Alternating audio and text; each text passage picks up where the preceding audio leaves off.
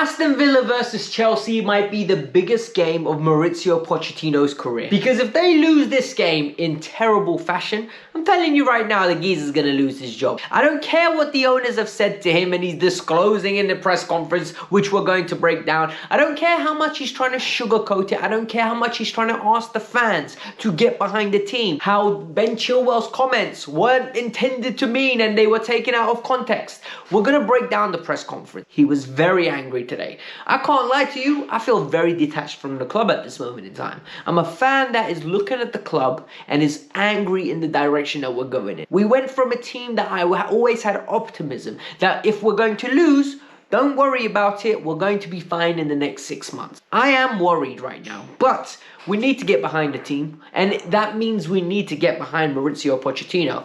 I, for one, really hope he's not here past the summer. I really hope he's sacked, and I hope we get a new manager whose football I enjoy to watch. However, for the time being, he's at Chelsea Football Club, and we need to back the players. And that is the message today for everyone that is watching. Because if we don't back the players, it's just going to get more and more toxic. Because the fan base, the ownership group, the directors, and Pochettino, evidently everybody's on different pages. So before we get started, I need you lot to hit the like button. I want 1,000 likes on this video. Subscribe to the channel if you're new. And I'm going to try making being a Chelsea fan at this moment as pleasant as possible. We're all frustrated, we're all antagonized, so I'm going to try to be a beacon of light, but at the same time, you know me, I don't pull no punches. We're going to break this press conference down, we're going to get into the little details, and let's move on. Mauricio Pochettino came into the press conference and straight out the back, Mauricio said he's got the backing of the owners. He received a text message from them saying they believe in him and that this is a harmonious camp. Well, Mauricio, you're lying, because I'm telling you right now, when they brought you in, they didn't think you're going to have 3 more wins after 31 games than Graham Potter. Because the reality is, we have been nothing short of preposterous this year. We are 11th placed after 31 games. So if the owners still believe in you, big man, you are amazing at talking nonsense over text or FaceTime or whatever ways you deal with them. Because at this moment in time, I'm losing faith with you by the minute. So I can only imagine what someone paying you 10 million a year is feeling. Then Mauricio Pochettino proceeded to do the thing that most people do when they're under attack, right? When they are defensive, they say stupid things without realizing what they're saying is stupid. He went on to say, Liverpool lost to Arsenal. And nobody's talking about it like it's the end of the world. Chelsea lose 1 game against Wolves and against Liverpool, and all of a sudden it's the end of the world. Chelsea aren't a very good team. Well, all I'm going to say to you, Mauricio Pochettino, is Chelsea at this moment in time are 11. Yes, we're in a cup final, but so are Liverpool. Liverpool are 2nd or 1st, I'm not too sure, because I don't look up that high in the table anymore, because it's none of our business. Like, why on earth am I going to sit there and observe what's going on at that stage? Because the reality is, at this moment in time, we are really struggling. So when he comes out with nonsense of that magnitude, excuses of that magnitude, it makes him seem pathetic. And he actually comes across like a very good bloke. But when he says, why is everyone reacting in that way? I don't think he understands the magnitude of the problems that we're in. We're 11th for the 2nd year running. And he was meant to come in and resolve it. Pochettino then went on to speak about how he is a tremendous leader, or he wants to be known as a great leader. He wants to be an individual that the players trust. He said he doesn't want to be just another boss to them. He wants them to trust him and he will trust them. And he said he was reiterating to the players how much he trusts them, how much he thinks of them, how much he values them, how much he appreciates them. And he wants them to feel comfortable in a great working environment so they can express themselves. He was going on saying, yes, we must believe in you now more than ever. It's a young squad. We have to be patient. And for me, I understand what he's doing here. He needs to get the players on side. If he can't get the fans on side, if he can't get the ownership on side, he needs to make sure they play for him. Because it's very obvious when a team starts playing for him. And the reports that are coming out, and I've spoken to a few people that are journalists or people that know people in and around the club, let's just put it that way. Apparently, the boys are behind the manager. Like, they all have a tremendous respect for him. They all believe in him. And it's just not working out at this moment in time.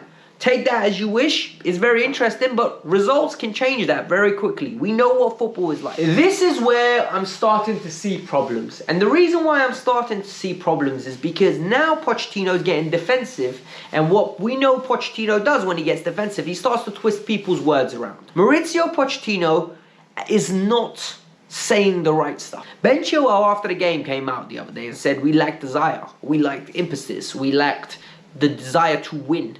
And for me, what I will say is, Benny boy, you were one of the main culprits, big man. You got absolutely humiliated. So I don't need the we, I need the I, okay? I need you to take some responsibility. You're the captain after all. But Pochettino came out and said, no, that wasn't said. I didn't perceive it in that way. Well, I perceived it as it was a 50-50 game and they won it. Nonsense. I've heard Ben Chilwell's comments. I watched the interview multiple times. There was nowhere did he say it was a 50-50 game. And if you perceived it like that, you're just trying to be positive for positive's sake. Ben was honest in the sense that we lack desire. But what Ben didn't say is, the reason it looks like we lack desire is because there's no structural setup.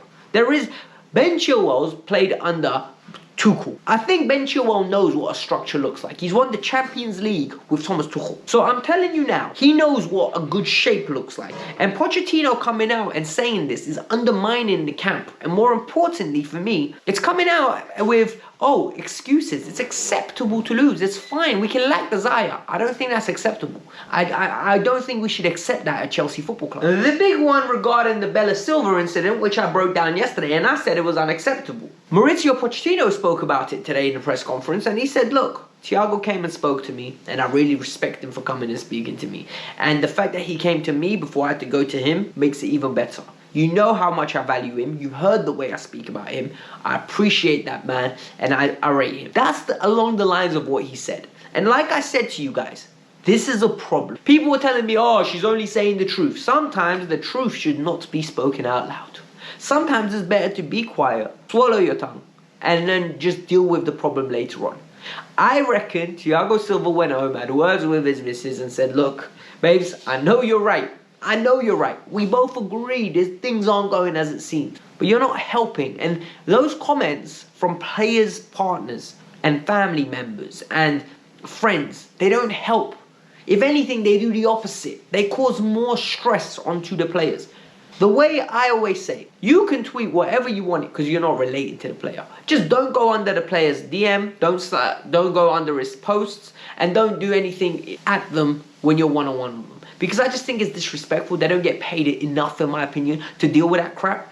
But if you're at the stadium and you're sitting there and you want to shout, you don't know what you're doing, fair enough. If you want to go and tweet some stuff to your people following you, be my guest. If you want to start a YouTube channel and speak your mind, be my guest. But I just think there's barriers and things that you shouldn't say. That's just my personal values. I don't know what yours. Finally, the last one, and it's a big one, right? It's the one that I think Pochettino was basically trying to get us all on board. He said, look, the players need your support more than ever now. This camp needs us all to stick together. This camp is integral, and the development only comes if we all stick together and we all proceed to go in one direction.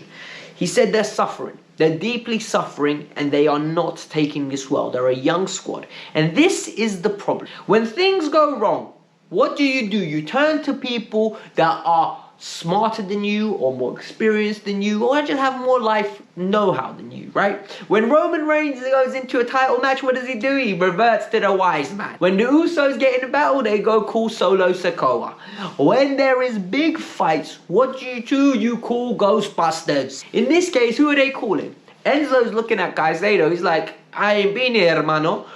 You're looking at Cole Palmer. He's like, geez, don't look at me. Nkunku's like, I just came back from injury. Nicholas Jackson's like, I'm in Astrid's Wet's DMs. Do you understand what's going on there? There's just a bunch of young kids, left, right and centre, left to their own accord. The only leader we have, in my opinion, looking from the back, is Thiago Silva. Raheem Sterling is no leader.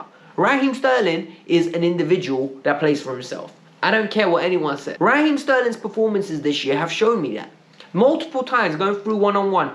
A leader knows, yeah, we need to make the right decision here. We need to pass the ball. We get a sweaty tap in. He played in a system that was made off that. Didn't want to do it. Multiple times, showed that he plays for himself. Ben Chilwell can't get his own performances right. What kind of leadership capabilities does he have? Reece James is injured half the time. He's worried about getting back fit. Other than that, who else do we have? Axel Disasi. Disasi was in a relegation battle with Monaco. And then other than that, he's been mid-table his whole career, basically. Badiashile is looking after his own career because he's developing. He's a youngster. Levi Colwell is 19 years old. You've got him doing team talks. This team lacks leadership. It was very evident, right? When Angelo and Santos joined, what did they say? They said Thiago Silva told them, you're going to eat with me, you're going to drink with me, you're going to go out with me, you are going to train with me. And all through that preseason, they stuck with him.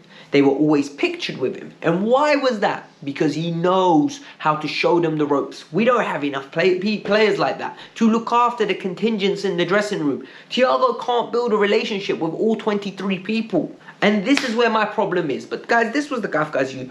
Tomorrow's result's a big one, right? I think if Poch loses, he's in deep trouble. But hit the like button, subscribe to the channel. Let me know your thoughts. There will be a review after tomorrow's game. Peace out. I'm out.